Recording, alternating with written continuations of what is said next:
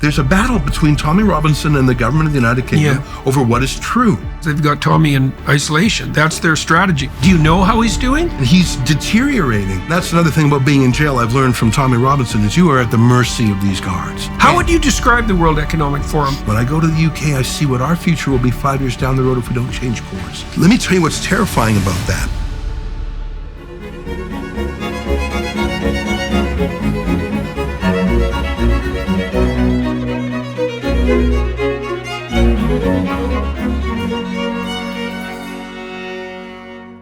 Hello, everybody. I'm sitting here in Winnipeg, Manitoba, Canada today, and my guest is Ezra Levant, and Ezra Levant is the perpetrator of Rebel News, which was an early adopter of social media technology on the news front, one of Canada's earliest adopters, and really one of the earliest adopters in the world. And he's been rabble-rousing for like a good, depends on how you count it, but 10 to 15 years. And we first came to each other's attention when I was participating in a free speech debacle at the University of Toronto just after my comments about Canada's infamous Bill C-16. My well-reasoned comments, I might add, came to wide public attention and caused a furor that never ended. And Rebel News backed me in that enterprise and helped publicize what was happening and supported my research financially for a year or so at the University of Toronto when the federal government decided that I wasn't worth supporting anymore, despite my stellar research background and unbroken history of previous funding. Anyways, I got a chance to talk to Ezra, and so we did a bit of walking down memory lane, talking about, well, the strange situation that obtains in Canada, not least with regard to the new likely Liberal leader, Mark Carney. We talked about the WEF and their machinations. We talked a fair bit about Tommy Robinson, a political prisoner in the UK. I did 2 interviews with him, and Ezra worked. Tommy Robinson was a journalist working for Rebel News for a good while. And we talked a lot about Tommy, who's in solitary confinement in a maximum security prison in the UK for a civil crime, which was distributing a film called Silenced, which is probably the most well-watched documentary that the UK has ever produced. So that gag order didn't work very well.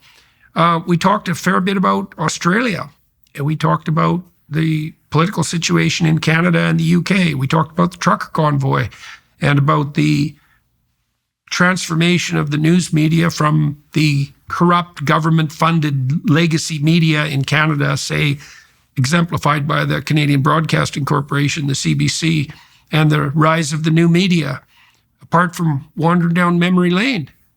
And so, I should mention something too. Even though Ezra was too shy to mention it during the podcast, which is not something that you'd normally say about Ezra Levant, too shy. He's got a new book coming out too, which is called Deal of the Century, the America First Plan for Canada's Oil Sands. And so, well, keep an eye out for that because there's a lot of oil in the oil sands and there's every reason to use it, despite the myriad of reasons that we're force-fed about not using it. And so, Ezra's a battler for the Alberta economy and for Western energy independence and the utility of being grateful, let's say, for the fossil fuel industry that stops us from freezing to death in Winnipeg, for example, in the middle of the winter when it's minus 30 and everyone's warm.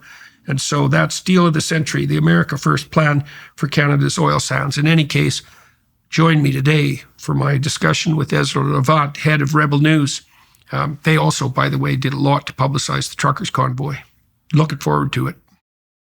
So we have lots to talk about today. We can talk about our mutual friend, Tommy Robinson, and the whatever the hell is going on in the UK. We can talk about the WF because I know you've sent journalists there and been there yourself. We can talk about the stunningly dismal state of the political situation in Canada.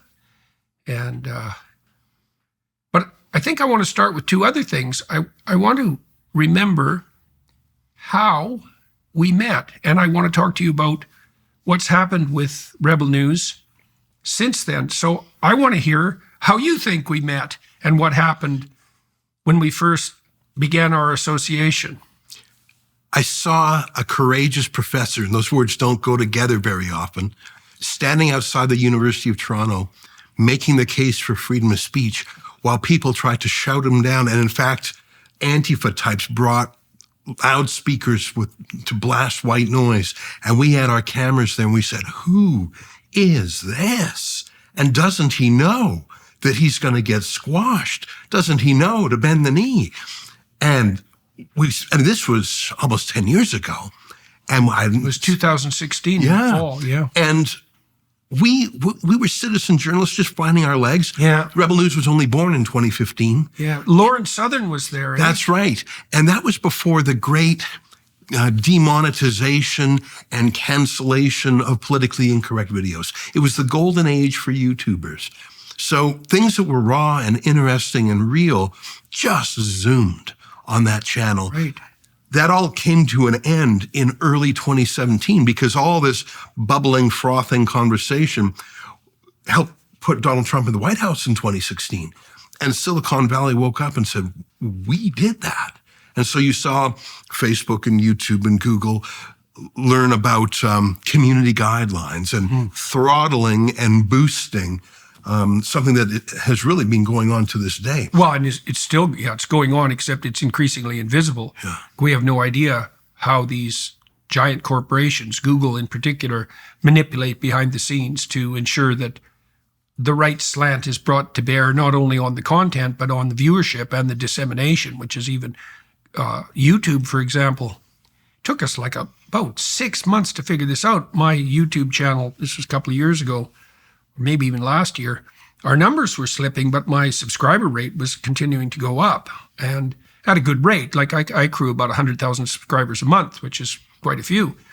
And we found that some flunky, maybe, who knows why or on whose orders, scrubbed the name Peterson from the autofill in the search bar.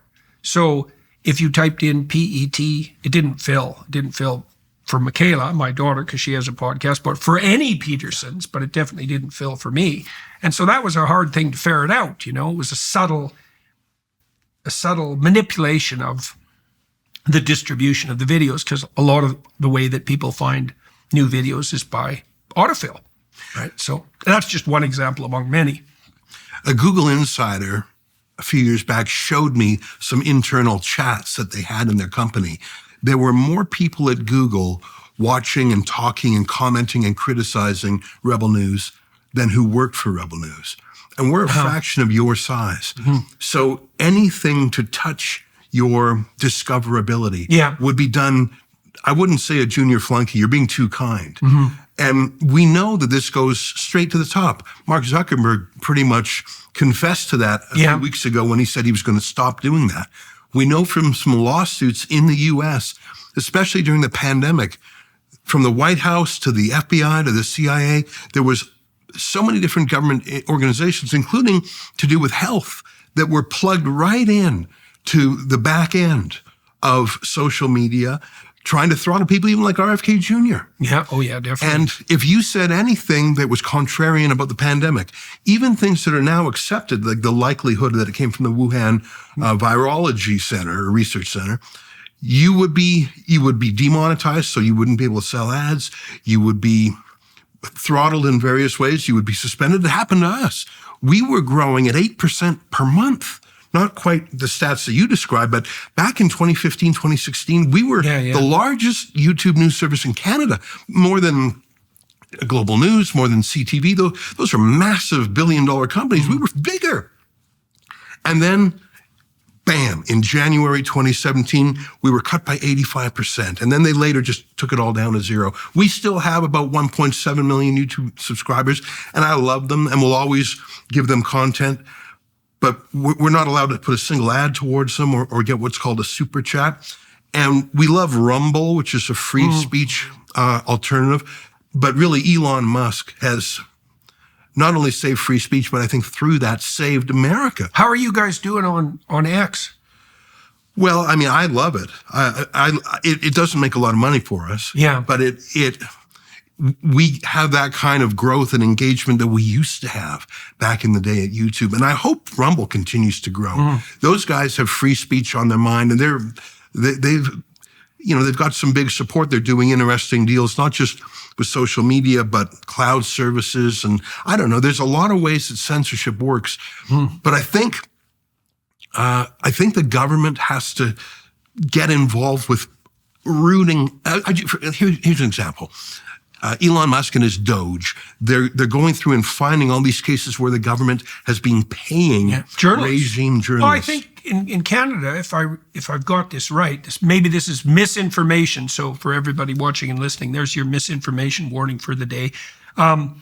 I came across information from a variety of sources suggesting that about 25% of the salary of the typical legacy media journalist in Canada is essentially subsidized by the government. I think it's actually closer to 30, and that's just through one particular program. And 99% of Canadian journalists are on that program.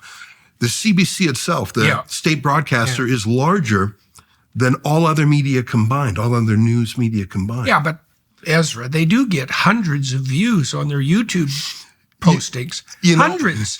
But that's the paying for a certain message. What is fascinating and terrifying is to see how U.S. government and now Canadian government money and UK funds so-called fact checkers. For example, NewsGuard. Yeah, fact checkers. I don't know if you ever heard of NewsGuard.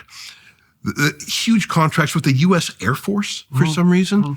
And they review any website and give it a rating.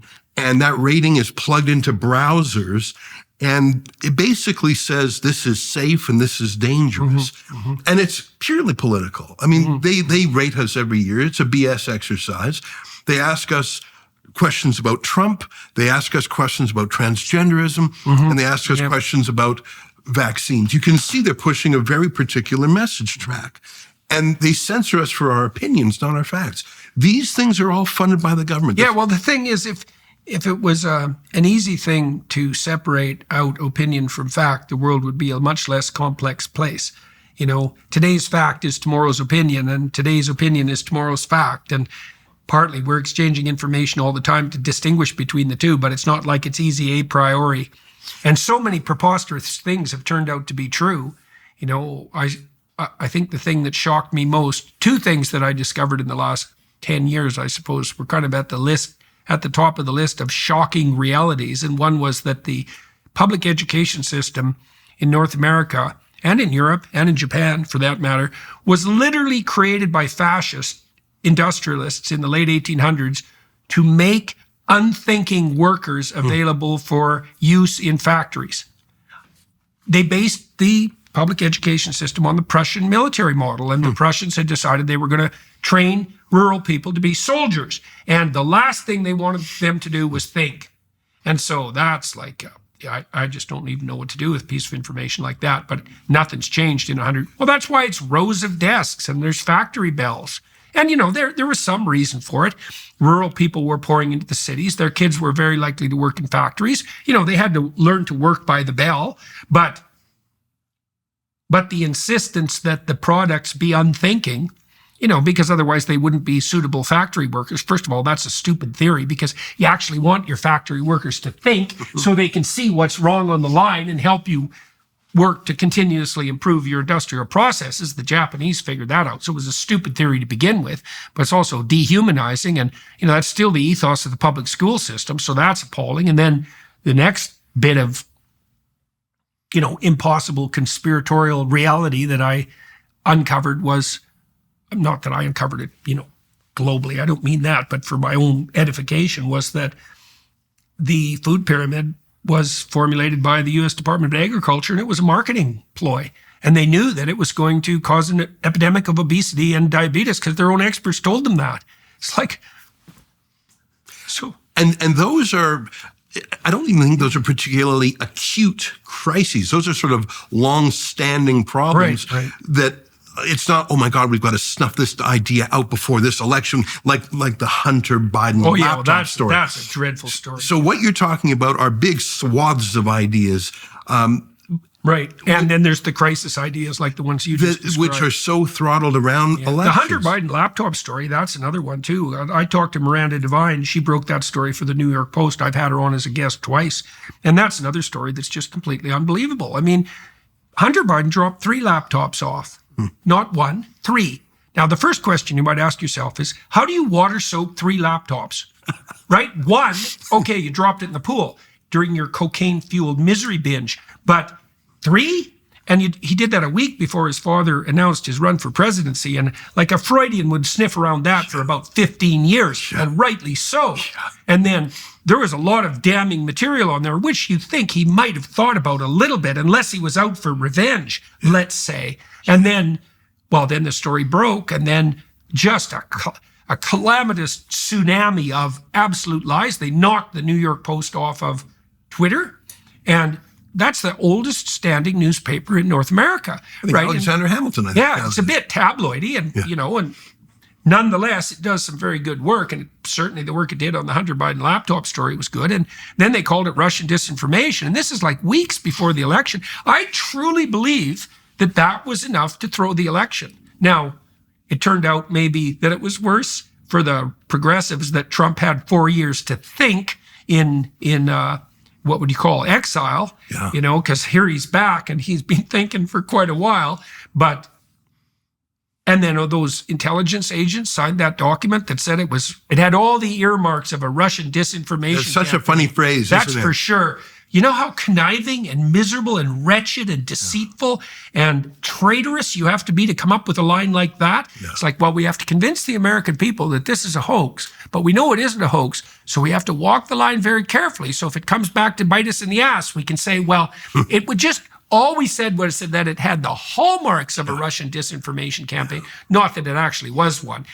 Hint, hint, wink, wink, And Zuckerberg, I have some sympathy for Zuckerberg, actually. I've talked to him, and maybe I'm naive, and it's certainly possible, because I tend to give people the benefit of the doubt. But, 10 years ago, if the White House came knocking at your door and said, you're running a very complex operation here, we have reason to believe that it has been compromised, we'd like you to aid us in our investigations. You can think you would have been like free speech advocate number 1 and said no, but most people will back off their free speech with a lot less pressure than that. That's for sure. And Zuckerberg definitely made mistakes. And you could say that his admission of guilt, in the Trump era is self-serving. And I suppose you could, that's something to consider, but you have to be pretty damn sure of yourself to think you would have done better. I'm not trying to excuse it or what happened on Twitter, which was way worse. I mean, hello, everybody. I want to tell you about Peterson Academy. So as I watched the universities deteriorate and become inexcusably ideologically rigid over the years, I started thinking about what might be done to address that. We have the technology at hand now to film the best lectures on any given topic at every university around the world, and to bring the results of that filming and distribution to a wide audience at a very low cost. And we also have the ability to do that with the best possible production quality.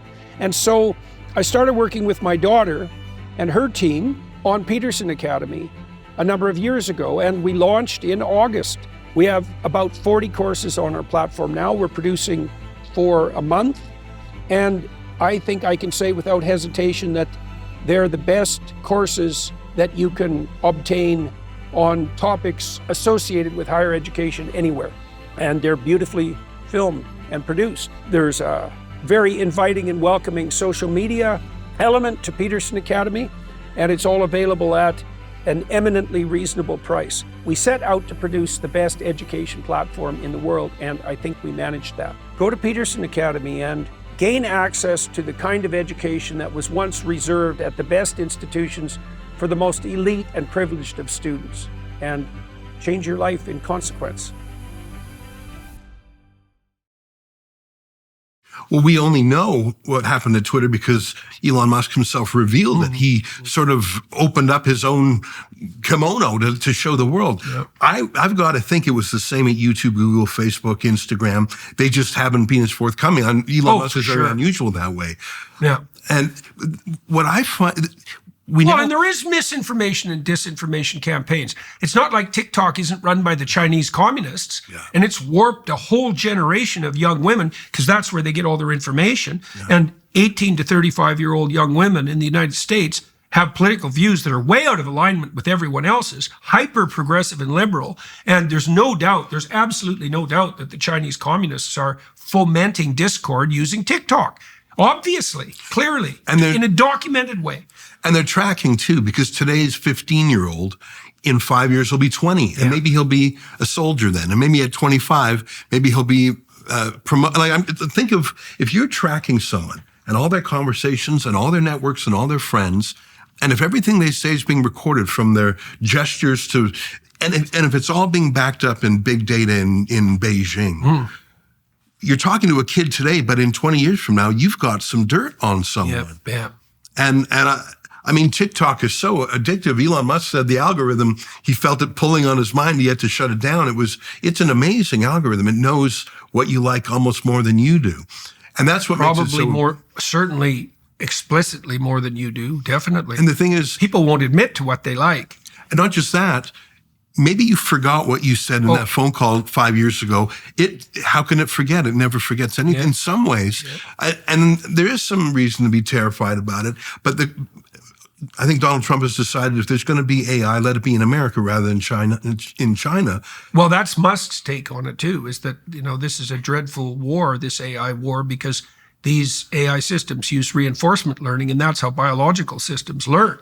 They're very lifelike, very, very lifelike, and their intelligence is limited only by their database and the amount of power at the moment that's available. Computational ability, power, and the database. And those are just growing like mad. And so, it's clearly the case that these systems, well, in some ways, without AI, advertisers, the successful ones, knew more about your preferences than you did. But with AI, well, that's a whole different ballgame, especially when they're starting to do things like analyze your eye movements, because eye movements are very, very indicative of attentional focus. Right, they're almost a perfect window into the soul, which is why we look at each other's eyes when we talk. Right, so these cameras on your phones can track your eyes with no problem. Well, and then the AI systems will know more about what motivates each of us and all of us than we will. They probably already do. So so Musk's take on that is, well, better him than the Chinese. If it has to be someone, and it seems like it has to be, because what are you going to stop AI? Good luck. There's no stopping it. Yeah. There's not even hypothetically a way to stop it, because you can't even define it really. Like, what are you going to do? Make the mathematics illegal? That's all statistics, by the way. So that's gone. No, that's not going to happen. Let's go back to 2016. Sure. Okay, so that was a shock to me that day. That was a free speech protest. Now, that was advertised as mine, but it wasn't. I was just invited to speak by a bunch of students, and I'd never been involved like anything like that in campus. I wasn't a controversial figure politically by any stretch of the imagination, and these bloody radicals showed up. Well, first of all, the trans mob, so they were fun, and these serious radical types, and they brought these white noise blasters to drown me out. And I can't remember if I unplugged one or if there was a rough guy there who unplugged it. And then there was a bit of a skirmish around that. It's like, because, I don't know, it's a tricky business. Do I have the right to speak in public? Does someone have a right to drown me out with white noise generator? Well, it's not exactly obvious whose right triumphs in that particular instance. And it felt like a struggle session in a way. Oh, it was like a struggle Maoist, session. Bloody Maoists, yeah. They were trying to put the hat on you and make you confess. Definitely. Yeah, and that didn't go so well. I mean, if I recall, your grants, you always had, and those were seized. Yeah, it wasn't the university that did that. That was the federal government, wasn't it?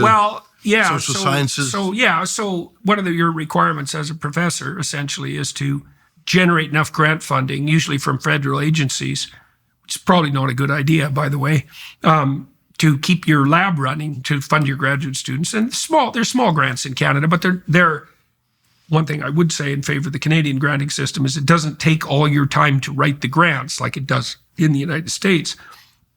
Anyways, not only does that fund your graduate students some travel and some research costs, there's nothing in it that's personal, but it also funds the university to some degree because they take overhead costs. And I always got a grant. I had an until then. Yeah. Oh yeah, that wasn't accidental. I mean, it wasn't like I was a good researcher. I had an excellent research dossier, and I don't know if I'm the most cited clinical psychologist in Canada, but I've got to be in the top 10. So still, by the way, so there was absolutely no reason for them to pull my funding, but they did. That's right. And then you did a fundraising campaign, right? We did, yeah. Yeah. You know what? This is one of those cases where the people were on one side and the institutions were another. That's where crowdfunding works sometimes. Yeah, right. Where it's sort of an 80-20 kind of thing. I mean, transgenderism in sports is another example of that. All the institutions are on one side and the people are on the other. Trump like pipelines in Canada. I think so. It's 80-20, by the way. And I think people, I don't think a lot of grassroots people think about government grants for scholarship in academia, but they could see that you were being punished for it in a way that was designed to hurt you. So severely normal people said, well, we did crowdfund sort of a replacement for that. And that's where I met Lauren too that day. She was quite the creature. She wasn't very old then, eh? She was only about 18. Very young. But she's had a rough time. Man, she's been through the mill, that girl. Rebel News has met some colorful characters over the years. That's for sure. You're one of them. That's for sure. Yeah. I mean, I think you guys have roused a lot of rabble.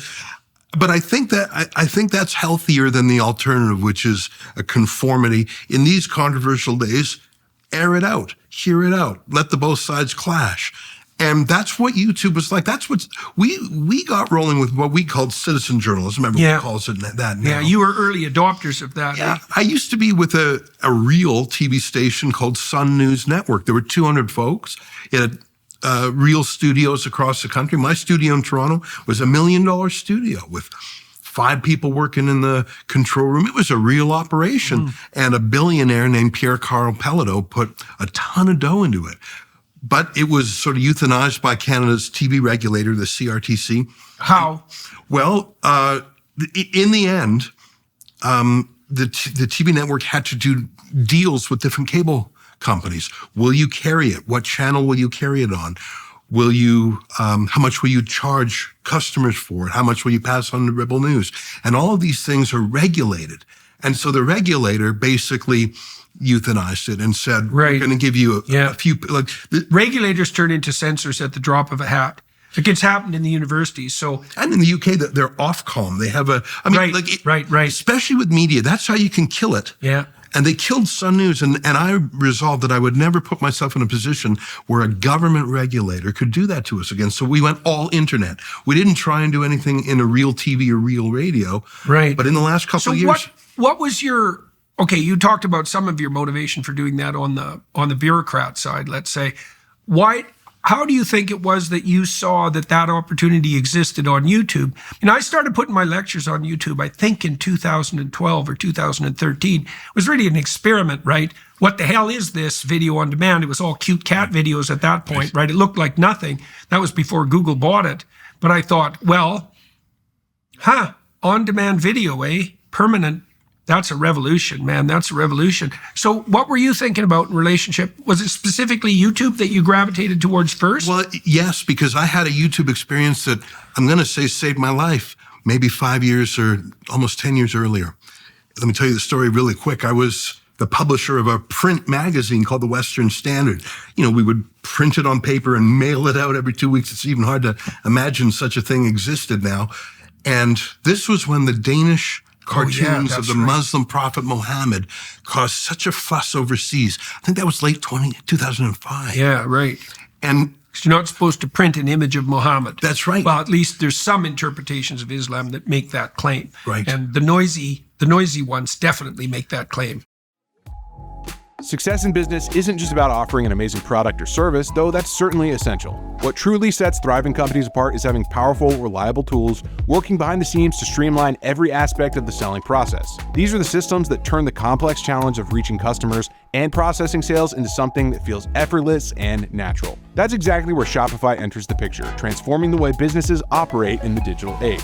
Nobody does selling better than Shopify. They're home to the #1 checkout on the planet. And here's the game changer.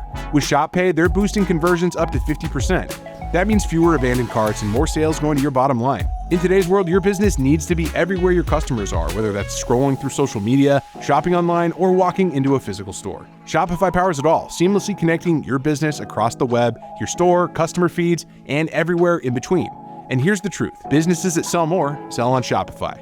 Join over 2 million entrepreneurs who have already discovered the power of unified commerce with Shopify's all-in-one platform. Upgrade your business to the same checkout we use with Shopify. Sign up for your $1 per month trial period at shopify.com/JBP, all lowercase. Head to shopify.com/JBP to upgrade your selling today. That's shopify.com/JBP. So there were riots around the world, over 200 people killed. Yeah. And every mainstream media outlet panicked and refused to show it. The Wall Street Journal, CNN, New York Times. Yep. And so that actually added menace to it. Wow, they'll print anything. They won't show what these cartoons are like. They must be awful. Yep. No, in fact, they were pretty banal, nothing more controversial than what you'd see on the political cartoons in any major newspaper on any subject. Yeah. So we had this little magazine called the Western Standard, 40,000 subscribers based in Western Canada. And we were fortnightly, so we're not hot on the news. So I thought, okay, by the time we published, I thought, everyone else will have shown the cartoons. So we're not going to go with, ta-da, here's what they are. We'll be more analytical. And we made the point you just did, not all Muslims hold that you can't depict Mohammad. Mm-hmm. We did sort of a think piece kind of thing. The cartoon was not on the cover. It was tucked inside. But by the time this came off the printing presses, it was clear we were the only people in the country that were going to do this. Yeah, almost the only people in the world. Very few did it. Very few, man. There were like 3 news outlets, I think 3 or 4. You were one of them. And our phones rang off the hook. A lot of people who called at the time were Muslim, I would say, exiles who said, I didn't come to Canada to have Sharia law follow me across the world. Yeah. I found that very encouraging. Yeah. And mostly people just appreciated the fact that we let them decide. And we didn't show the cartoons saying we agree with them. It was more like a prosecutor puts evidence to a jury. It's news. It was obviously news. Yeah, exactly. And if you're in the radio business, you paint a picture with your words, but when you have a printing press, you show it. Mm-hmm. So we showed it. And it was wonderful. But then the Alberta Human Rights Commission, which is a government agency. Another commission, by the way, that does nothing like what its name says it does. Exactly. Because there's no such thing as the right not to be offended. Mm-hmm. That's a counterfeit human right. Mm-hmm. That's actually you're torturing the language. That's a power to silence. Well, that's exactly that right. My right to not be offended by you. In fact, is my right to control your tongue. We have the right to be offended. And just stop and think about that for a minute. In some parts of the world, you're not allowed to be offended by things. You're not allowed to express your outrage at things. You have to suck it up. Yeah. In Canada, we have the right to be offended, right. not the right not to be offended. Yeah. So a radical imam. Yeah, well, it was illegal in the Soviet Union to complain about your own pain. Well, and that's the thing. The answer is, where does hatred come from? Because I was charged, I still to this day remember the wording of the law under which I was charged by the Alberta Human Rights Commission. Yep. And it is against the law to publish anything, quote, likely to expose a person to hatred or contempt. Yeah. Have you read Bill C-63? Very closely. Oh my God! And you think Carney will pass that when he gets coronated? He hasn't indicated that he won't. Let me tell you what's terrifying about that. Likely to. So that's a future crime. Yeah, right. So how do you defend against a future crime? Now, there are some future crimes in our criminal code. Uttering a death threat, I suppose, is a future crime. Attempted something. But likely to what? Punch someone? That's very measurable. No, likely to expose a person to hatred or contempt. So you're going to do something that's likely to cause him to have hard feelings about him. And how do you measure that? And what's likely to? And by the way, they're playing with that in the UK in a big way. And truth is not a defense. What's truth got to do with it? You caused him to have hard feelings about him. That's the truth. That's the new definition of truth, fundamentally. So Yeah. You know, that was a canary in the coal mine. You fought that for how long? I was pursued for 900 days. And the apex of that was we managed to convince the interrogator for the Alberta Human Rights Commission to allow us to make a record of my interrogation. Now, we didn't say radio, so it was in my lawyer's office. It was on a Friday afternoon. And we managed to convince the interrogator to come to us. So we had set up, it was conspicuous, it wasn't hidden. We had set up a camera. Yeah. This was before smartphones. I had never used a camera before. And we set it up in the room. So the interrogator comes in, she looks at the camera. You can see she's sort of hesitating for a second, but it's Friday afternoon and we had been negotiating this meeting for months. So she just sits down and she proceeds to grill me. Yeah, yeah. And what do you think her first question was? It was, why did you publish the cartoons? Now, the thing is, if anyone else had asked me that question, I probably did 100 media interviews. I would try and be the most reasonable version of me I could be. I would try and explain it. Separation of mosque and state. It's the central artifact in a news story. We have to talk this out. I would try and be as reasonable as possible. I talked to a lot of Muslim folks, and I tried to say, no, please understand why I was trying to appeal to their reason. But when the government asks you the same question, you can't answer in the same way. Because the government is not asking out of curiosity or out of intellectual growth. Right. They're asking because something turns on it. Right. Punishment turns on it. If you don't appease them and say the right answer, you will be punished. Yep. And so you can't answer the same way. And so I remember what I said. I said, because it's my bloody right to do so. And I'm not trying to convince you and wiggle through. I want my maximum freedom. And I recorded this on this video camera, and I went home that day, and I managed somehow to edit that video. I'd never done it in my life, and I set up a YouTube account. I'd never done that in my life. This was when YouTube was pretty new. There was no social media back then. There was no Facebook, no Twitter, or anything like that. And I uploaded the video of my interrogation because I knew no one would believe me if I said a magazine publisher was just grilled for 1 hour about my political and religious views. Yep. For publishing. That was a crucial case. Yep. And people, that went viral. Right. Before viral was That's a thing, right. really. Hundreds of thousands. What year was that? I think it was 2008. Oh, yeah, that's really early. And That's really early. And right, so that clued you into the power of that media. The asymmetry of it. The asymmetry. There were more than a dozen bureaucrats and lawyers for the Alberta Human Rights Commission coming for me. And the complainant, this radical imam, didn't have to pay a cent. Yeah. And his complaint was so laughable, he cited as legal basis, he was citing passages from the Quran. He said he personally was a descendant of Mohammad and I had offended him. And I thought, oh, for sure this is going to be thrown out. No, it was not. A dozen people, human rights is the middle name of the Alberta Human Rights Commission. They were anything but. I would have been flattened. They're anything but, I would have been flattened. But the internet saved me. That blogging was a thing back then. And PayPal was new. So that's how I funded my lawyer. The Western Standard magazine came to an end, as all magazines sort of did around then. So I didn't have the dough to fight this. Do you know what it cost you? You know what? It was close to $100,000. Yeah, and that's in 2008. That's like $10 million now. It was fascinating to deal with them. They are so used to making deals with rational business people who say, there's no way I'm going to win here. Yeah. Just pay it out and get it over. They offered me, they said, if you pay that imam, I think it was like $8,000, and give him a page in the magazine to write whatever he wants, we'll let you go. And they assumed I would take it. And any rational decision maker would have taken that deal. Instead of fighting, you're not going to win. Look at the law. Depends on what you mean by win. Well, that's right. And we can talk a little bit more about my friend Tommy Robinson and how, in a way, he is irrational too if the idea is to save yourself. Yeah. Like he was in court in the UK. I sat there and I watched the judge say to him, will you take down that video? This was shortly after you interviewed him. Yeah. He put up a video on Twitter. A judge said, don't do it. Don't do it. He did it. Yeah. He was brought before the judge. I'm switching gears now. Yeah. And and he was in the dock, and the judge said, "I'm going to give you the maximum sentence."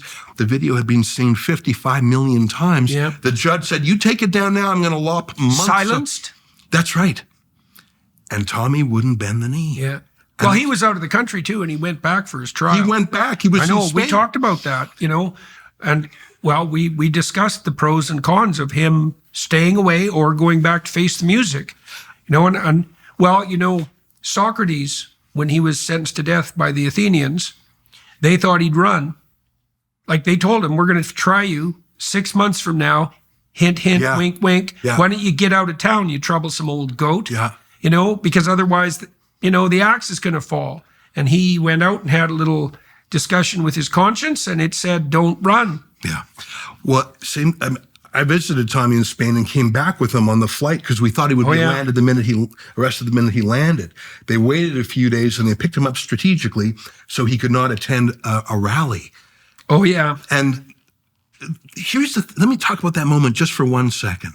Tommy has flaws, but he also has within him a gleaming diamond that is rare. And let me tell you what that is. The video had been seen 55 million times. The judge was saying, if you take it down now, you'll go home to your family months earlier. And I'll confess, I said to Tommy, "Look, brother, you've had the most watched documentary film ever produced in the UK. That's the biggest win of all time. Take it down and don't be away from your family." Yeah. And I said that to him as a friend. I said, "You have the biggest win you can. 55 million views?" He said, "No." Now it has over 150 million views. And the world is talking about it, including Elon Musk himself, who retweeted it. And see, the law isn't used to dealing with people who are not rationalizing, sort of maximizing the optimal outcome for reducing pain. No, the optimal outcome for reducing immediate pain. Right. That's a big difference, You're right. man. So they thought I was going to take the deal back in 2008 to let this imam have a page in the magazine rather than to fight a 6-figure fight for 3 years. Yeah. And with Tommy, they thought he would bend the knee and take that thing down. Instead, he said, "No, I'll hold fast." Yeah. And so he's still in the clink. By the way, they have him in solitary confinement. Yeah. They cleared out the whole segregation block. He's the only prisoner in there. He's in his cell 21 hours a day. He's allowed out to have a shower. He's allowed out to ride a stationary bike and to sort of a homemade gym. The rest of the time, he is in isolation. It's been over 100 days. Right now, they've also forbade anyone with a social media following to visit him, which is a weird, what does that mean, a social media following? I just got that letter. 3 people? 1,000 people? Everyone has a social media following. Yeah, right. And by the way, So it means whatever the hell they want. a lot of his friends happen to be in them. I was scheduled to go and visit him on February 16th. Yeah. And I just got a letter from the prison governor saying, "We understand you have a social media presence and we're not going to let you in." The trouble with that is these visitors, I'm interested to hear how he's doing. Yeah. Do you know how he's doing? Well, I hear from his family and and he's deteriorating. Well, yeah, no doubt. You cannot it is a form of mental torture. Solitary confinement is how you punish a prisoner who's already in prison. You can punish a psychopath with solitary confinement. That's how punishing it is. You can take the most antisocial person in the world and put him in solitary, and he's social enough so that that's a punishment, right? A serious punishment. But it's now limited. They have him in a maximum security prison too. There are murderers in that prison. Yeah. I visited him once before they brought in this no visitors rule. Yeah. And it was quite something to get through this labyrinth of doors. And I met with him early, and he was in high enough spirits in the first month. Now he's in his 4th month there. Yeah, he's got 5 more. That's right. And he's falling apart. Jesus. Here's the problem with banning visitors. Yeah, he doesn't know what's going on, eh? Not just that. The visitors want to visit for their own sake. I want to talk to him about certain things. I want to report back certain things on his health. But from his point of view, he needs the visitors to stay sane. Yeah, definitely. And he has certain visiting slots. His family cannot fill them all. His family is living a life. His kids are in school. And so I was in court when the judge meted out the sentence. The judge gave him the maximum sentence allowed by law. To be served in solitary, no such thing. Right. The killer, the Southport murderer. Well, now, my understanding is that he requested solitary. No, untrue. Okay, so walk me through. Okay, so what I garnered or Yeah. gleaned was that because the prison was so dangerous and was full of the sort of people, let's say, that might not be all that happy about Mr. Robinson, like the last prison he was in where he got beat up very badly, that he needed protection. But you're telling me that's not true. In fact, he always says, put me in the ward, put me in the wing, and I'll fend for myself, and it's on you, prison. The prison don't know what to do with them. Because you're correct to say in the UK, yeah, because they're it's a run by the civil gangs. offense, right? That's right. He's a civil prisoner. He didn't even. It wasn't a crime what he did. In the United States, you have different kinds of gangs in prison. There's the white gangs, the black gangs, the Latino gangs. You go to a gang for protection. In the UK, by far the dominant gangs are the Muslim gangs. Right. In fact, you convert to join. Uh-huh. And the thing is, Tommy Robinson is a skeptic and a critic of Islam. And anyone who would put a knife into him would be a hero in the community forever. Yeah, right. And so there are some ways to imprison such a man, especially if he's a civil prisoner. It's not a crime that he's in jail for. He put a video up. And let's get back to fact checkers for 1 second. Let me say this. The judge said, what you're going to put online is not admissible in court. I reject it as the truth because it was not admissible in court under these rules of civil procedure. Okay, fair enough, Judge. But that doesn't mean it's not true, and that doesn't mean it's not useful, and we don't all have to seek truth through a particular legal system where lawyers and judges determine what you're allowed to see and what you're not allowed to see. So what's happening is there's a battle between Tommy Robinson and the government of the United Kingdom over what is true. Mm-hmm. And a judge says, in my courtroom, where Tommy did not have a lawyer, where he was sort of doing homemade law, you were not allowed to bring certain evidence into the trial. And so you're not allowed to put them in a different forum where you're more adept, a social media video. How is that anything other than a brutal fact check? And when Tommy Robinson didn't accept it, solitary confinement, he'll serve 9 months in solitary. I don't know anyone other than Julian Assange who's done that. And there really is a two-tier. Where's the prison? It's called Wood Hill. It's in a town called Milton Keynes. It's about a 90-minute drive from Heathrow Airport. And I'm still hoping to go in. I wrote back to the prison governor just yesterday saying, look, I'll sign an NDA, which is obscene. Right. And this prison governor, who is she to say I can't say what Tommy said and I can't say what I see? But I want to actually put eyes on him. Especially outside the UK. It's just unheard of. Yeah. But I want to put eyes on him. I want to see how he's doing. No, absolutely. And they are delaying and delaying it. You know what? They would like him to die in prison. And that would be a mistake. I think so. And what I've learned, my advice to him 3 months ago was take the video down and don't go to jail for so long. Declare victory. But his victory is magnified much more. And so they don't know how to deal with him. I want to tell you one more Tommy story. And I know I talk about him a lot, but I think... I want you to I go to the UK, I know you do too. And I think we love it for similar reasons. It's the source of our language and our culture and our history, the source of our freedoms. English common law. You know, I'm in love with the place. Yep, me too. And absolutely. I can't get enough. But it's also, my trips there, I call them a dystopian time machine. When I go to the UK, I see what our future will be 5 years down the road if we don't change course on matters like mass immigration that is not culturally net fit. Zero. Yeah, they're what they call ULEZ, ultra low emission zones, and the cameras. Which means peasants don't get cars. But that's what ULEZ means. It doesn't mean you have cleaner air, folks. It means you can stay in your goddamn house and freeze to death in the dark. What does the future hold for business? Ask 9 experts, you'll get 10 different answers. Bull market, bear market, inflation up, inflation down. Can someone please invent a crystal ball? Well, until then, over 41,000 businesses have future-proofed their operations with NetSuite by Oracle, the #1 cloud ERP, bringing accounting, financial management, inventory, and HR into one fluid platform. With one unified business management suite, there's one source of truth giving you the visibility and control you need to make quick decisions. Think about it. With real-time insight and forecasting, you're essentially peering into the future with actionable data. When you're closing your books in days instead of weeks, you're spending less time looking backward and more time focused on what's next. For any business owner looking to streamline their operations, NetSuite is the solution I'd recommend. Whether your company's earning millions or even hundreds of millions, NetSuite helps you respond to immediate challenges and seize your biggest opportunities. Speaking of opportunity, download the CFO's Guide to AI and Machine Learning at netsuite.com/JBP. This guide is free to you at netsuite.com/JBP. Again, that's netsuite.com/JBP. But you can also see what the dissidents are like. Tommy Robinson being one dissident. They had things there, people who call themselves blade runners, who go out with metal cutting saws, who take down those surveillance cameras in less than a minute. But we don't approve of the blade runners. We absolutely don't. That's right. Just so everyone knows, we certainly don't approve of the blade runners. It's amazing to see. I mean, remember what Orwell said. If there's any hope, it's with the proles. Yeah, right. Because that's what left-wingers used to believe, back when they were on the left, instead of wherever the hell they are now, in the pockets of the WEF. Tommy used to work for Rebel News back in the day. I mentioned we had some colorful characters. You name it. They passed the doors of Rebel News. You and Menzies, too. He's still with us. He's the best. Yeah. How many times has he been arrested now? 5 times last year alone. In Canada. For being a journalist. And how many times have you been arrested? Just once. Just once. You haven't worked on that.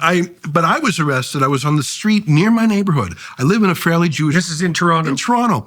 And Jewish neighborhood in Toronto. That's fun. Yeah. And whoever thought we'd say that in Canada? Let me tell you what went down there, because it bothers me to this day. Every week, some Jews would wave Israeli and Canadian flags for the hostages who were being held by Hamas. In a Jewish neighborhood, on a Jewish street corner, it was an attempt to be positive. And they've been doing that for more than a year. A few months ago, Hamas supporters were driving all the way in from far away every Sunday on the opposite side of the street to have a counter demonstration with anti-Semitic signs, loudspeakers shouting insane, from the river to the sea, swastikas. And then one day, they had someone reenact Yahya Sinwar's final moments. He was the head of Hamas, who was found in a chair. So they brought this bloody chair and this guy with the... How was he killed? He was killed, I don't know what finally did him in, but there was a drone photograph of drone video of his final moments. I see. So they were reenacting, it would be like reenacting a Hitler's bunker or something. And I just thought, this is crazy. And there were so many cops there, and I'm not particularly a fan of hate speech laws. Yeah, right. But they're on the books. Yeah, no, they're appalling. And I don't know what more you need than this. So I went there just to take a picture. I didn't go there to counter protest. This is in my neighborhood. I saw it on social media. Had you been at those sorts of protests before? I had been to record, because it's just astonishing. But that day, I was at home. I had no plans to go, because it's every single weekend. But I thought, are they really reenacting this Hamas moment? So I went there and I said to the cops, I got to take a picture of that. And the first cop sort of escorted me in. And when the Hamas types objected, they sort of pushed me out, which I didn't like. Objected on what grounds? That I'm Jewish. You can't take a picture of their protest? Why the hell are they protesting? That's exactly. You can't take a picture of it. Protest at home. I was escorted away. I'm on the public sidewalk in my neighborhood. There's a wall of 30 cops between me and the Hamas types. And I'm sort of fussed because the cops pushed me away, but I'll never push a cop. I'm not that dumb. Mm. And then the top cop says, those protesters object to you being here. I said, I don't care. He said, your presence could incite them to breach the peace. Oh, yeah. I said, well, that's on them. That's for sure. Public sidewalk, my neighborhood. The cop said, if you don't leave now, I'm arresting you. I said, on what grounds? On your presence here is inciting them to breach the peace. Yeah, that's a crime? It is not a crime. In fact, I was not charged, but I was handcuffed, frog marched to a police car, searched, put in the back of the police car, driven to jail, searched again, put in a cell. What was that like? Well, I knew it was BS. And my friend, my colleague, David Menzies. Were you mad at the cops? I was very mad at the cops who arrested me. The ones who obeyed and handcuffed me, I'm not going to be mad at them. They were doing their job. When I was at the jail, the guys in the jail had nothing to do with my arrest, so I was lighthearted. And that's another thing about being in jail I've learned from Tommy Robinson is you are at the mercy of these guards. You are at the physical mercy of them. To me, that's the most terrifying thing about prison, is that they can do whatever they want to you. Mm-hmm. And what are you going to say about it? And what are you going to do about it? And especially if nobody can visit you. That's right. Who can communicate. Exactly right. Mm-hmm. So I knew I would be out in a matter of hours because they didn't actually charge me with anything. Right. Right. So you weren't worried particularly? No, because I had been through this 5 times with David Menzies. Well, right. Menzies walked up to Tell everybody who Menzies is first. Rebel News has some colorful characters, and one of my favorites is a guy named David Menzies. He's in his early 60s. He wears a fedora. He's got an old-fashioned style. He loves old pop culture references from the 70s. The guy's a character. Mm-hmm. And he's a shoe leather journalist. He reported on that trans professor from York who was on the swim team with all the 13-year-old girls and got kicked out of the swimming pool for pointing that out. You're exactly right. Which he should have pointed out. Yeah, and the parents let him get away with it too. The professor. You know what? I mean, what the hell? Seriously. David, and how many journalists would dare cover that? Yeah, well, him. Yeah. David went up to our deputy prime minister at the time, Chrystia Freeland, on a public sidewalk at a public event, and it was about Iran. And the Liberals hadn't banned a certain Iranian terror group. And so David, with his lanyard and mic, everyone knew who he was. He went up to her and said, "Will you ban this group?" Yeah. And the RCMP swarmed him, pushed him against the wall and said, "Stop assaulting." Right. And they arrested him. If the cameras hadn't been there, we all saw that the police assaulted David. They said David assaulted the police. Yeah. And they charged him with assault. When they saw that we caught it on tape, they let him go. Mm-hmm. David's been arrested so many times. During the pandemic, David went outside a Christmas party where Justin Trudeau was going to a fundraiser with the Liberal Party. But this was when we weren't supposed to have Christmas parties. It was during the lockdown. No, you weren't supposed to have Christmas parties. And that was David's one question. Why are you having a Christmas party when the rest of us are told not to? So David was waiting in the cold on the street with his cameraman for an hour for Trudeau's caravan to arrive. COVID was genetically engineered not to infect important people, Mm-hmm. Here's how this story ends. So everyone knows Menzies. He's very visible. He's got his cameraman there. There's no doubt who he is and what his purpose is. Yeah. And he's waiting with the Toronto Police Service for an hour. They're bantering. They're all just waiting for the prince to arrive. Mm-hmm. Entourage pulls up. They obviously radioed ahead and said, "Who's there?" "Oh, just Menzies." The RCMP bodyguards for Trudeau jump out of the vehicle, go straight to David, and beat the daylights out of him, smash him against the wall, dump him on the ground, beat him, and then let him go. They don't even arrest him. They don't even arrest him, let alone charge him. They just beat him up. We're suing the police. Our other reporter in Quebec, Alexa Lavoie, the trucker convoy, Rebel News, that was really our time to shine. Mm-hmm. The regime media were all on Justin Trudeau's script. This is the Maple Leaf insurrection. This is the January 6th moment for Canada. Yeah, Trudeau, it wasn't just for Canada either. Like that demonstration triggered all those farmers' protests in the UK, and it was a big deal. It was huge. It was the time when people paid attention to Canada in an interested, focused way. But Trudeau tried to have the script being these are violent, racist people, fringe minority with unacceptable views. That was his exact Confederate Nazis. Canada's full of Confederate Nazis. So we were down there just with our citizen journalists, just filming everything on our phones. And in that month, we had 400 million views and impressions, which is more than the average bunch of the CBC state broadcaster. I believe we helped stop the Trudeau narrative from taking root. Anyways, that trucker convoy was completely peaceful, except one thing. There was one shooting. There were probably 10,000 or tens of thousands of people in Ottawa, and there were echo events all across the country. Who was the shooting? Our reporter, Alexa Lavoie, clearly marked as a reporter, holding her cell phone, filming riot police and truckers. One riot cop with the RCMP takes out his riot gun at close range and shoots her in the leg. Her, the only person in the end, and with the wadding and a huge bruise, and you can hear her screams of pain. And by the way, the police don't offer her help afterwards. They shoot her and go. We're suing the RCMP for that as well. We've discovered that weapon is not meant to be shot at a person. Won't surprise you to learn. You shoot it into an area on the ground, and it releases tear gas. And you only do that with that weapon if things are very escalated. If there's like a riot underway, if people are storming something, you do not use that weapon preemptively because there's a bunch of people chanting. So it was used inappropriately, both in terms of manner and time. And is it a coincidence? And this is my conspiracy theory side. Is it a coincidence? About time we got to those. That the only person in the country who was shot during the convoy was our reporter. Mm-hmm. And we complained to the RCMP. We're suing them, but we also complained to them. You know who? The police have an internal complaint system. You know who they assigned it to? You know where the RCMP officer was based who looked into this matter? You're not going to guess, but why don't you guess for fun? I couldn't tell. Port-au-Prince, Haiti.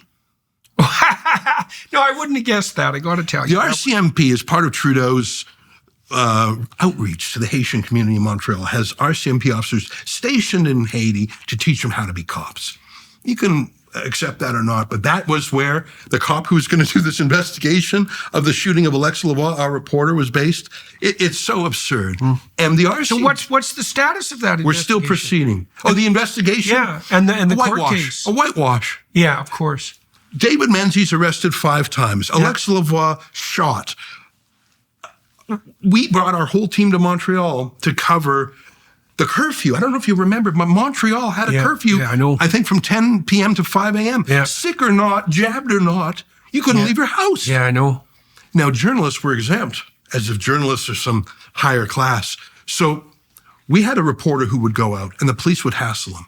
So then we sent 3, and the police will hassle them. And I said, damn it, we're bringing the whole team. So we brought 17 rebels into town. And I thought, well, I wonder if there's an Airbnb we could all fit in, because that's a lot of hotel rooms. And I found an Airbnb, like a houseboat in the old port of Montreal, where we could all fit. It had room for 24 people. Summer, winter? When were you there? This was, I think it was the spring. Okay. I want to double check that. That's okay. But we were there to do reporting on the streets during the curfew because the cops had been pushing around our people. And we brought a lawyer with us. And we're walking the streets at midnight, and we have a lawyer with us on the ground to engage with French, Montreal French-speaking police, en français, just to flex our muscles. And by the way, the Montreal police had never seen journalists out and about because they're so incurious and so obedient in the regime media that they would never think to report on this absurd curfew. So we had a great night out. We did curfew reporting late at night. Then we all go to our Airbnb houseboat, and then we get up the next morning, and there's going to be a protest. Well, wouldn't you know it, but the old Port of Montreal just happens to be the staging area for the police for this huge. So 50 police cars show up, and they find out that's where the Rebel News people are. So they seal off our houseboat with yellow police tape, and they come on our little houseboat and say, we're searching this place. Well, and I was off the boat at that time, but our youngsters... Had you flushed the cocaine by then? Our youngsters know to say, where's your warrant? I'm so proud of our young people. And they all said, get a warrant. And the cops said, you're going to play that way. They sealed off our boat, and for the next 10 hours, they wanted to search every person and every room. For what?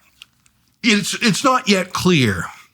I think they just wanted to... Yeah, of course. And we said, come back with a warrant. And I don't think they're used to being talked to that way. Yeah. For 10 hours, they shopped this around Quebec to try and find a judge. And God bless it, they couldn't find a judge to give them a search warrant. Well, so thank God for that. That's an amazing thing in and of itself. That's the miracle of the story. That's for sure. Thank God. Now, we sued them, and they actually settled. They settled because they harassed a bunch of our people. They paid a bunch of our different journalists a certain sum of money. And then they wrote a letter, sort of a grudging, ironic apology, but it basically said, well, we didn't know who you were, and you always had your journalistic rights. And we sued the Montreal police. They paid our people, the people who were roughed up. They arrested Menzies. Yeah, of course. And they took him to a crappy Seems jail. like his fate. Yeah, you know, Menzies, he's stubborn in a good way. And you don't want everyone in the world to be stubborn in a good way, but you want a few. I always like to say he's 1 in a million. Pause. Thank God. Yeah, right. It's a joke. Right. He's actually a national treasure. There's only a handful of journalists who are on the street. A lot of journalists just sit at their desk and Google. How about get out into the world? You never know what you're going to see. And that's the rebel style. We love to travel also. We're from Canada. We got a fella in Melbourne, Australia, Abu Yamini. That was a real lockdown center too. So right. He recorded just about as crazy as Montreal and Toronto. That's right. Yeah. But we travel. For example, every year we go to Davos, Switzerland. That's this town that the World Economic Forum takes over. Yeah. How would you describe the World Economic Forum for everybody who's watching and listening? It sounds super boring, doesn't it? World Economic Forum. That sounds like economists studying the world. Yeah. Sounds good. Yeah. It's not. These are the masters of the universe. I call them the VVIPs. Yeah. These are prime ministers, presidents, royalty, pop culture stars. And the question is why? I asked some Davos attendants who were very well positioned, like who the hell Klaus Schwab is. It's like, how in the world did this cartoon dictator of the world character manage to convene all these VVIPs, as you call them? And Klaus Schwab is a convener fundamentally, and he's certainly not elected. He owns it. He's an owner. Yeah, right. I call it a crypto government. Here's what I mean by that. Yeah, definitely. You have members of government, Chrystia Freeland, Mark Carney. These are the two leading contenders for Alberta. Hear that? That's Chrystia Freeland and Mark Carney, for those of you who are thinking about voting for them. See, a vote for them is definitely a vote for the WEF, and there'll be a lot more about that on this channel soon. They're both board members of the World Economic Forum. Justin Trudeau was a global young leader. Yeah. And Klaus Schwab bragged, and I'm going to say it in his German accent, we have penetrated the cabinet of Canada. Yeah. Sexual metaphor intended. You've got to do it in that accent because he really is like a Bond supervillain. That's for sure. It's such a blackly comical reality. But I don't have a problem with rich people meeting to talk. Yeah, well, they're going to. But what do they do there? Here's why I call it a crypto government. Number one, a real government has an independent press. Just a scrutinized thing. The World Economic Forum, there's lots of journalists, but they pay to participate.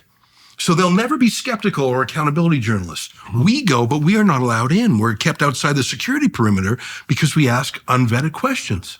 So that's where you're always lurking out there on the street, like an ambush squad. That's right. And I'll tell you in a minute some of our favorite catches. Yeah. Number two, in a real government, there's an opposition, and sometimes they rotate people through. That's a form of a check and balance. In a real government, there's a lobbyist registry. Who is meeting with them? Technically, it's a fascist organization. And fascism means to bind together, right? And the fascists were big into the idea that, and this is kind of what defines fascism, that media, corporations, government should all be working together as a unit to push forward whatever the interest happens to be, whatever the agenda happens to be. And the WEF is a place where exactly that happens, is that the elites of all the different power hierarchies meet and, conspire morally to improve the planet, despite the fact that they have no democratic standing. And as you said, no opposition and no journalistic coverage, and that it's a pay-to-play arrangement that's made Schwab and his cronies exceptionally rich, and that's really demented and twisted the world in unbelievably pathological ways. Net zero, that's a WF initiative. ESG, right? That stakeholder capitalism, that's all pouring out of the WEF. That's the sort of thing, by the way, that Carney supports in spades. He's an architect of those policies and a distributor of them all around the world. Carney believes that 85% of the world's fossil fuels have to remain in the ground, and that somehow magically, Alberta in particular is going to have even better jobs under this new green economy that he can't define, that's going to apparently run on hydrogen of all bloody things, all the pathological idiocies you can possibly imagine. So he's like Trudeau on steroids. And so, that's the WEF, man, in a nutshell. Every stupid idea you can possibly imagine the last 15 years is being promoted by the Davos crowd, all to virtue signal because they're guilty about being, guilty about being rapacious billionaires, I suppose. They could work a little on the rapaciousness and a little less on the virtue signaling. So anyways, okay, so you're in the WEF and you're out there trying to, what? What are you doing? Well, we're outside the moat. I mean, it's a very high security place. It's hard to get there. They buy up every hotel room in town. So we stay one town over and take the train. Right, so it's isolated to protect. That's right. And so we had to fly to Zurich, take 3 trains up. And we're not allowed in. So we're just on the cold streets. Where do you stay? We stay one town over called Closters. We in an Airbnb typically. And they quintuple the prices that week. Of course. That week, the local airport, the private jet airport, they say that they make their whole year's money in that 1 week. Yeah. And if you go and watch the and private think of all jets, the lovely carbon that's being produced, private feeding all the jets, plants. they come in, and it's such a small airport that they drop off the VVIPs, but then the planes have to go fly to another airport to park. And then they come and fly, like, it's an extra flight just to park the plane.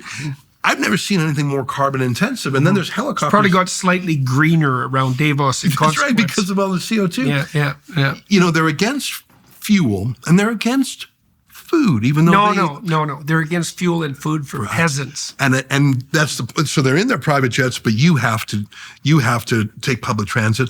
I was in the streets of Davos 2 weeks ago, and I see a guy handing out energy bars. Like, there's a lot of kiosks and people giving away grab bags and goodies, and it's cold, so they give away hot chocolate and tea. So one guy's giving away energy bars, and people are flocking to it. But I notice on some box he has, it says insect protein. Oh, yeah. So I said, who are you? What are you? And he actually talked to me for 15 minutes. His company's called Pumbaa.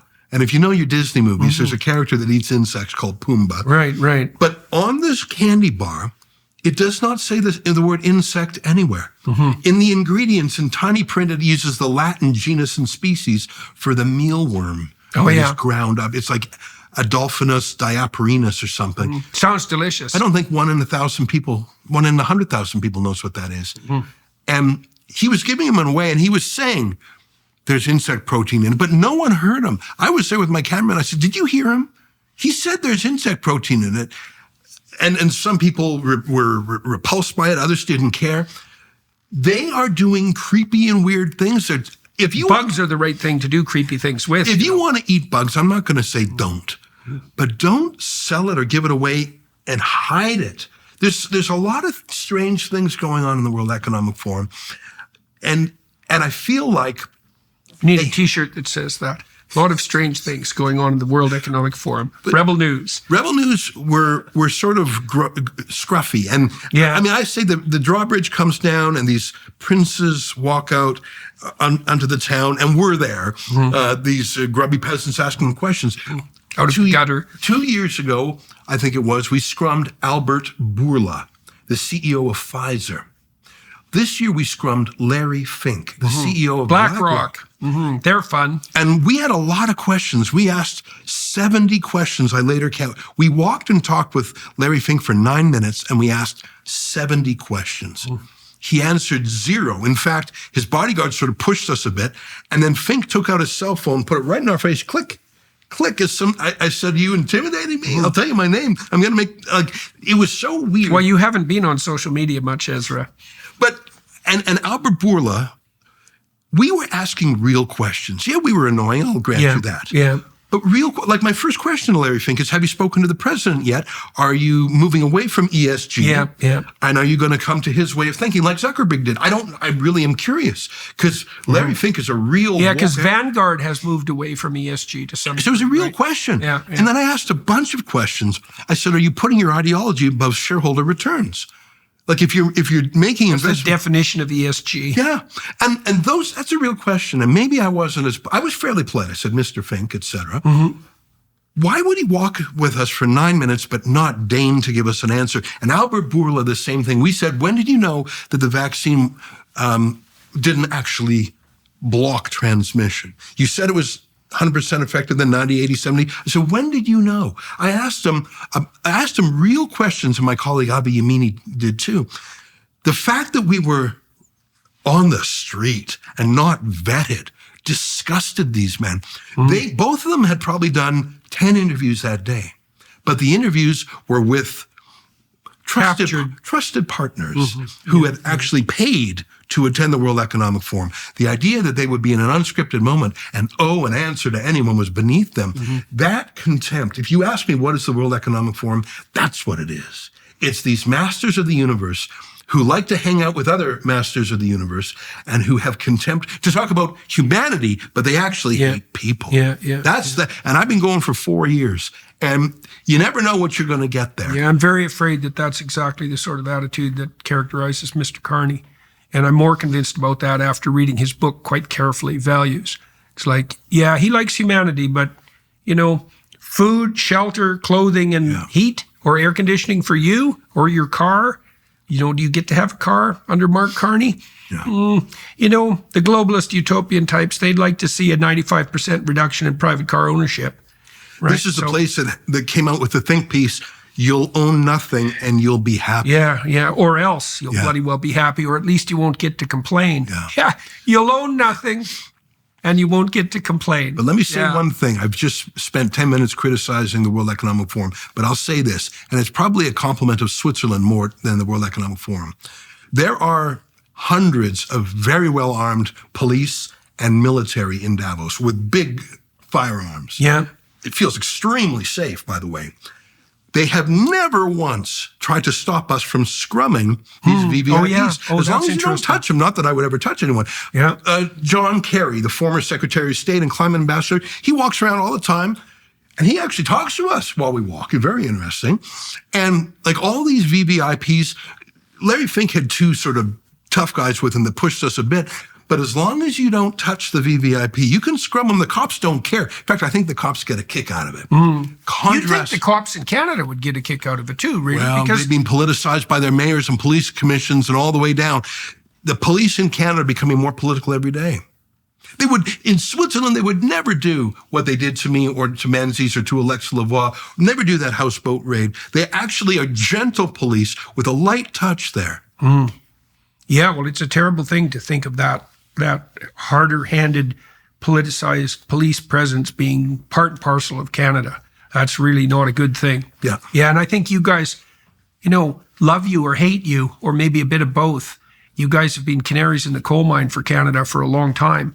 And also not just Canada, right? Because how much of your viewership is international? I'd say 60% is Canadian, and then US and the UK after that, and then Australia.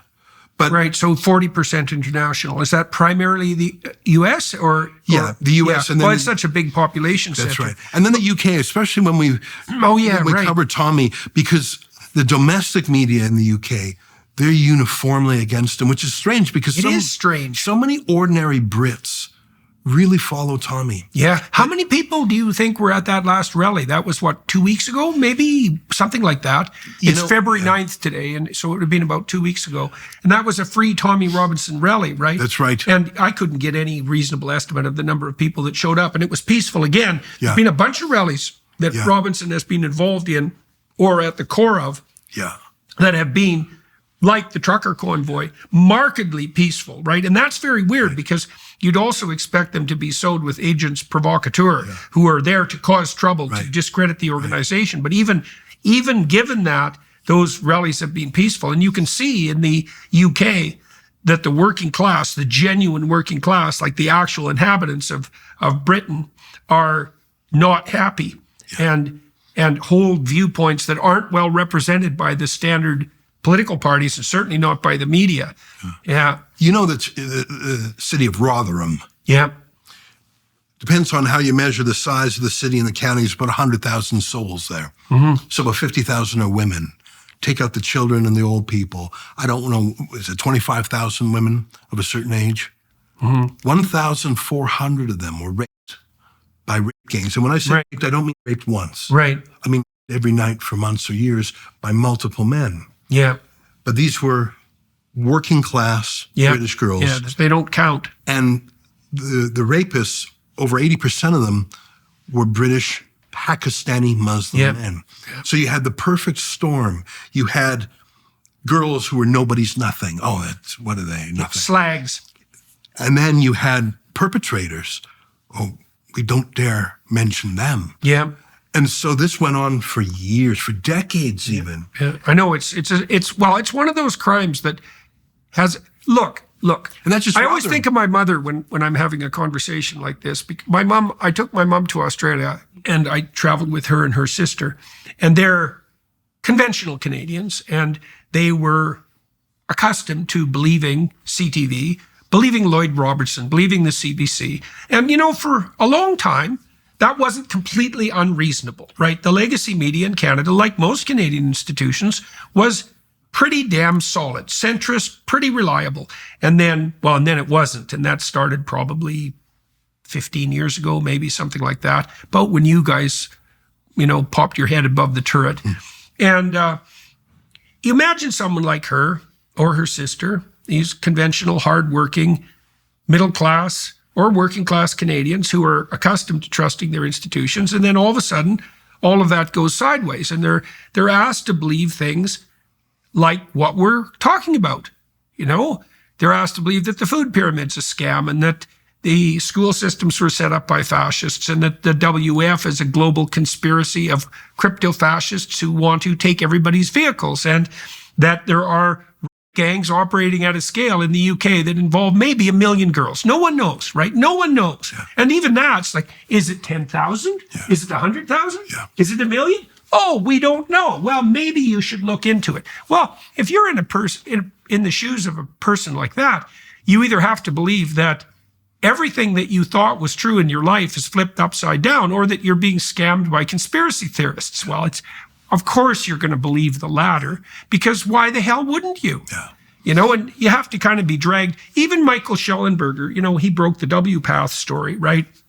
That's that preposterous group of perverted psychopaths who purport to be experts in psychopathology and have defined the standards of care for gender-affirming butchery conducted on minors. That's W-Path, run by Marcy Bowers. I think it's Bowers or Bows, who's a transsexual surgeon who is involved in the Jazz Jennings case, which they made a reality TV show out of. Yeah, that W-Path.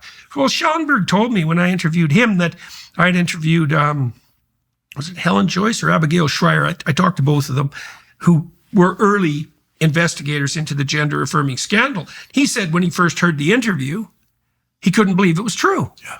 And that's Schellenberger, and he was a lefty back in the day and clued in and woke up, and he's a hell of a investigative journalist. But even Schellenberger couldn't believe it. And there's like 50 things that are happening that you can't believe. Yeah. And that's, one of the things that you guys have done in Rebel News is like you've been on the forefront of cracking these preposterous stories. And then, you're arrested for your trouble in Canada. It's so preposterous. It's like, how the hell did Canada become a place where, well, first of all, muckraking journalists are necessary, and they certainly are. That bloody CBC, right? It's $1.5 billion a year, plus $600 million in advertising from the federal government. To have no audience. They have no audience, right, except people over 60. And they've been struggling to get a purchase on YouTube for like 10 years. They've disallowed comments because that's how clueless they are. And no one watches their material. Like they literally get hundreds of views. Yeah. Which means that even the staff that made the shows don't watch them, right? And so here we are in Canada, and Mark Carney's come along to save the Canada, but really to save the planet. And Canadians are daft enough to start. You can see the scales tilting in his favor. I mean, we were going to decimate the Liberals because Trudeau's been such an absolute bloody nightmare catastrophe in his narcissistic and incompetent manner. And now Carney's coming waltzing in from the Bank of England with his ESG and his DEI and his net zero and his you don't need fossil fuels, peasants, or cars. And Canadians are lining up to vote for him. Jesus. I saw an opinion poll about Trump's idea, his social media banter about Canada becoming the 51st state. Yeah. Now, I think he just likes poking at Trudeau. Trump is a master of the insulting nickname. Like he's just got that sure Manhattan. Is. He's definitely got. That's an art. He's an entertainer and he's a quick-thinking, mischievous fellow. Yeah. So he met with Trudeau at Mar-a-Lago and he detected certain. He didn't let him stay there that night. No, and he poked at him a bit. Yeah. The thing is, 10 years ago, you would have said to Canadians who want to join the States, I think Canadians would say, no, first of all, we're wealthier. There was a point in time when the average Canadian, on an individual basis, was wealthier than... Yeah, well, we've dispensed with that. It's 60% now. There were a lot of things that the Canadians would say, we really like America, but boy, we're glad. We're good. But what's happened over the last 10 years on everything, forget tangible things like money, mass immigration, crime. Yeah. What about intangibles? What about a prime minister who took John A. Macdonald off our $10 bill, who says the country has no national identity, but insults Daniel Smith for not being patriotic enough to sacrifice the Alberta economy to Canada, a Canada that's a patriarchal, oppressive what would you say, post-colonial identityless state. And he said those things in an interview with a foreign newspaper, nonetheless. It was the New York Times. Yeah. But not just that, Trudeau says we're a genocidal country. Yeah, right. And the genocide continues. Yeah. He says we're sexist, transphobic. In so many ways, he makes grand apologies all the time, but not for himself, for the country. Yeah. So you've had almost 10 years of him degrading and demoralizing and denaturing, cutting people off from our roots and our history and our culture and identity. Yeah. And destroying the economy at the same time. So if you're a young man and you want to buy a home and start a life and get a job, all of those things, a lot of young people live with their parents that well into their 30s, not because of their failure to launch. You can't buy a home in Canada. It's twice as much in the States. No, we don't have much land, But all of a sudden, when Trump says, would you like to join the U.S.? We'll trade in your dollars at par.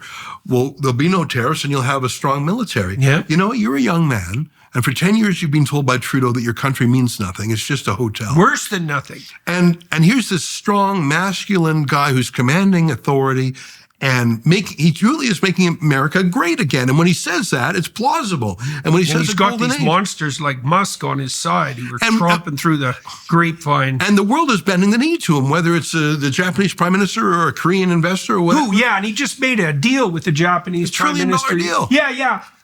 For a deal where Trudeau had, because the Japanese prime minister had come to Canada and Trudeau said, we can't make a business case for that. Right. So is it surprised that young men of all the demographics say, you know what, I'll take Trump up on that deal? Yeah. I forget I think it was 43%.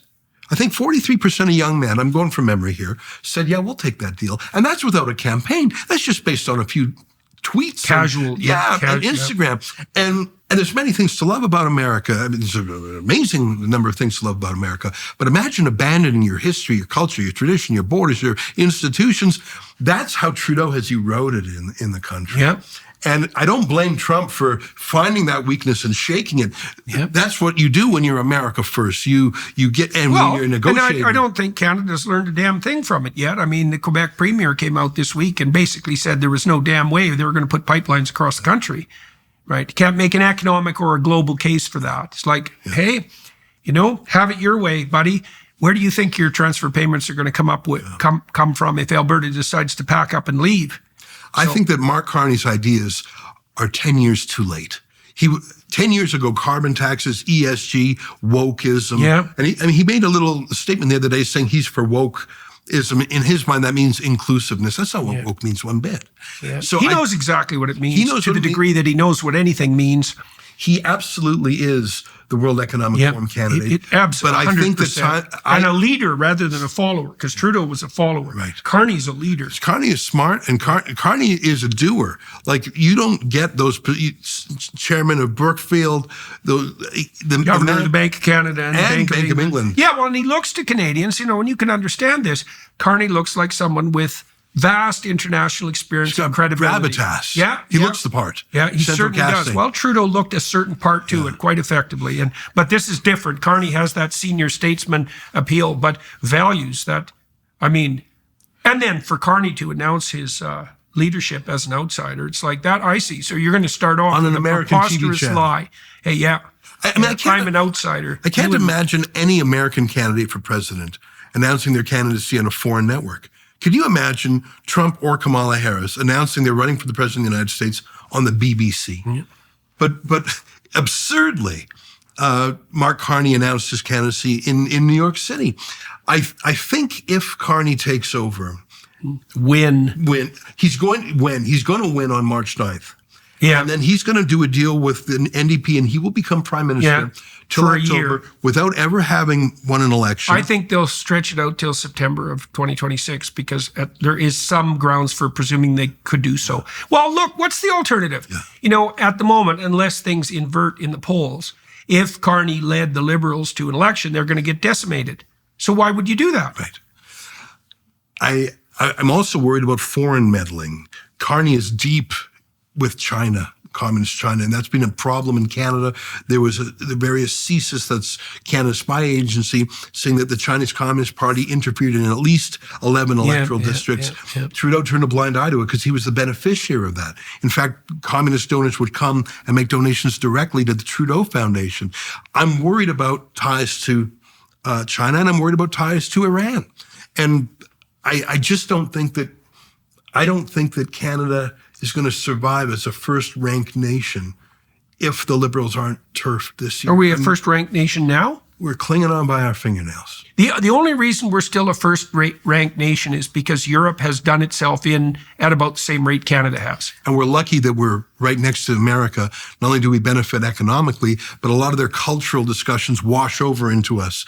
And I mean, look what Trump has done on transgenderism in sports. He's just ended with a stroke of a pen. Gender-affirming care, too. Even small things like saying we're done with paper straws. Yeah. I mean, I know that sounds small, but show me someone who's ever liked that. And yes, I like the paper straws that come in plastic, the single-use paper straws that come in plastic wrappers. I'm very fond of those. But what does it say about a country that abides that stupid rule that no one likes, but we just abided it? We just accepted it. What does it say about the nature and of the character of 40 million Canadians? It says that we're willing to virtue signal at our own expense. And we saw that during the pandemic and the lockdowns when things went so hard in Canada. Yeah, that's for sure. And it was an opportunity for people to, I'll show my righteousness by being a voluntary, self-appointed enforcer. Yeah. The phenomenon that people enjoyed that, man, Toronto was rife with informers. It was something to see. I certainly understand. The mask patrols who would come up to you and give you, and here's the thing, and I know pandemic's gone now, but this said something about our character. If we could have another one. If you actually were worried about the virus, and you saw someone without a mask, you would walk away, you would run away, you would take your children and run. If someone with Ebola came into the mall without a mask, you wouldn't go up to them and say, hey, put on your mask. You would if you were sacrificing yourself for the good of the planet. Right. But there was an opportunity to be more virtuous than that person. But more to the point, I think this is what, I watched so many of those videos, and I myself was a bit of a mask not wearing a dissident. Yeah. So I had a lot of encounters. And it wasn't even virtue signaling. It was, I'm worried that if I didn't wear a mask, the rules would come down on me. There would be some consequence on me. So if you're not wearing a mask and no consequences are happening to you, the world is out of joint, and I made the wrong decision. You're an indication of my cowardice. I must fill the gap and be the consequence to you to justify my cowardice. Yeah. So it's not so much that I'm better than you. It's, oh my God, you're getting away with it, and I didn't think I could. I better stop you from getting away with it, because otherwise, what's my excuse for being so submissive? Little bit of column A. Well, and then there's the ever-present enjoyment in getting to rat on your neighbors, and we never want to underestimate just how pleasurable that can be. So I think 70% of people in Toronto would have worn a mask for the rest of their life if they could have continued to inform on their neighbors. I got to tell you one last story. I know time is of the essence. Do you know what the Amish are? Have you heard of the Amish? Oh, yeah. They're Christian from Europe. They speak German amongst themselves. They're like the Mennonites in Alberta. Yeah. They're very old-fashioned. They don't use modern technology at all. They don't drive. They don't have electricity. They don't have smartphones. They're farmers, very poor, and they keep to themselves, and they're pacifists. That's another thing to know about them. They do not want to engage in any disobedience. They keep to themselves. They're reclusive. There's a lot of them in Pennsylvania, and there's a lot of them in Ontario. We heard about this from a friend of the Amish, that the Amish used to go back and forth between Ontario and the U.S. to visit the other colonies down there for dates, for family events. So every time the Amish would come back across the border into Canada during the pandemic, there was a border officer who would say, have you downloaded the ArriveCan app on your smartphone? Right. Now, for your American viewers, they don't know what ArriveCan is. It's a mandatory app, sort of spyware, that you have to give all your health details, all your vax details. You have to put it in this app on your phone, or you get a $6,000 fine. So the Amish, they don't know what download or app. They know what a smartphone is. They just don't have them. ArriveCan. So they would go, every time they would come back to Canada, every single person, including children, would get a $6,000 fine. Oh, I didn't know that. Oh, yeah. Hundreds of thousands of dollars. But they're not on the internet. They're not on phones or faxes. They're really cut off. So years go by, and an Amish goes to the bank to get a loan for some livestock, and pledges the farm as the security. And the banker types in and says, I'm sorry, I can't give you the loan. There's a lien against your farm. Oh, yeah. And then another Amish passes away, wants to bequeath the farm to his son. Can't. There's a lien on it. You got to sell the farm to pay the lien. Yeah. Soon the whole community does this. Hundreds of thousands of dollars in tickets. Now, it was a miracle we found out about this because they don't know what Rebel News is. They don't follow the internet or watch TV. A friendly non-Amish neighbor heard them talking about this and heard it. So we helped. There's a charity called the Democracy Fund. I know you've spoken at one of the events before. The Democracy Fund has dispatched lawyers to help the Amish and to crack open these cases again and redo them. And basically, these were trials in absentia. The Amish were not there. And we're having some success at it's hard to crack open a case once it's guilty. And, Oh, yeah. But just stop for 1 second. The Amish, they're not hidden. They wear the black hats and they're unique. They almost look like Orthodox Jews in a way. Mm-hmm. And in Canada, they go on horse and carriage. Yeah. You know an Amish when you see it. Definitely. And you can probably detect that they're not smartphone friendly. Yeah. How many people in the Canadian bureaucracy would have been involved from that first border agent to his manager, to the court, to the prosecutor, to the judge, and then to convict? But I have never heard of a lien being put, liens on all their farms. Well, that's what would happen if you didn't pay the tickets. I haven't met anyone else in the country who has had that happen to. Oh, I see. Okay. For an Arrive Can app, yes, that is the ultimate way that the government gets their money. I've just never heard of that in the country. How many people were involved from that first Wasn't time? that the same Arrive Can app that the Liberals paid $45 million for and Indeed that it some was. team of hackers built over a weekend for $350? Indeed it was. Yeah, that Arrive Can app. But not one person, there must have been 100 people involved.